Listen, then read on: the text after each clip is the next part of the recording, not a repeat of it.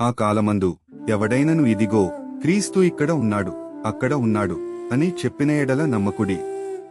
అబద్ధపు క్రీస్తులను, అబద్ధపు ప్రవక్తలను వచ్చి సాధ్యమైతే ఏర్పరచబడిన వారిని సహితము మోసపరచుటకై గొప్ప సూచక క్రియలను మహత్కార్యములను కనబరచెదరు.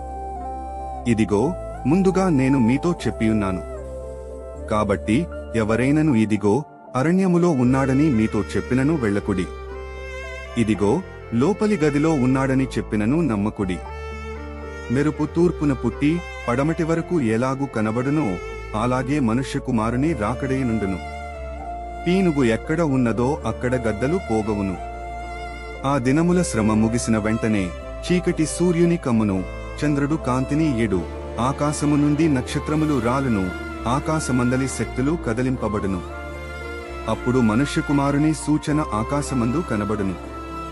అప్పుడు మనుష్యకుమారుడు ప్రభావముతోనూ మహామహిమతోనూ ఆకాశ మేఘారూఢుడై వచ్చుట చూచి భూమి మీదనున్న సకల గోత్రముల వారు రొమ్ము కొట్టుకొందురు. మరియు ఆయన గొప్ప బూరతో తన దూతలను పంపును. వారు ఆకాశము యొక్క ఈ చివర నుండి ఆ చివర వరకు నలుదిక్కుల నుండి ఆయన ఏర్పరచుకునిన వారిని పోగుచేతురు.